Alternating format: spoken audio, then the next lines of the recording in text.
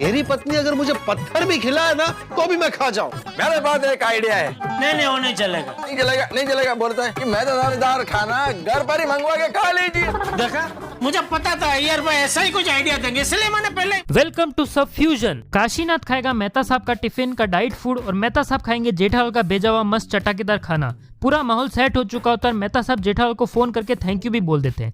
इसके बाद जैसे ही मेहता साहब स्वादिष्ट खाने का स्वाद चखने वाले होते हैं कि अंजलि भाभी ऑफिस में आ जाती है। अब काशीनाथ और मेहता साहब दोनों डर जाते हैं। इसके बाद मेहता साहब अंजलि भाभी से पूछते हैं कि तुम यहाँ क्या कर रही हो। तो अंजलि भाभी बोलती है कि मैं आपका वॉलेट देने आई हूँ जो आप घर पे ही भूल गए थे। इसके बाद अंजलि भाभी के सामने मेहता साहब को अपना ही टिफिन खाना पड़ता है और जेठालाल का भेजा हुआ खाना काशीनाथ के पाले में आ जाता है। अब अंजलि भाभी को तो कुछ पता नहीं चलता है, लेकिन जेठालाल का आइडिया फेल हो जाता है। अब अंजलि भाभी रोज दिन रात सुबह शाम मेहता साहब को अलग अलग रेसिपी देख के अनोखे अनोखे डाइट फूड खिलाती है। फिर भी मेहता साहब का वजन सिर्फ 200-300 ग्राम ही कम हुआ होता है। लेकिन इतने दिन के बाद अब मेहता साहब डाइट फूड से परेशान हो चुके होते हैं और मुंह लटका के सोडा शॉप पर बैठे होते हैं।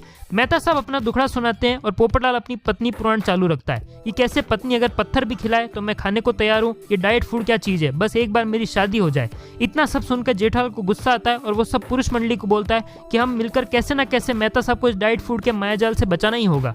तभी अय्यर भाई एक आइडिया लेकर कूदते हैं मैदान में, लेकिन जेठालाल को बोलने से पहले रिजेक्ट कर देता है। आपके पास अगर कोई थ्योरी की स्टोरी में आगे क्या हो सकता है तो जल्दी कमेंट करके हमको बताइए। और हमारा चैनल को पसंद करने के लिए, लाइक और सब्सक्राइब करने के लिए और हमारे वीडियो को लाइक और शेयर करने के लिए धन्यवाद।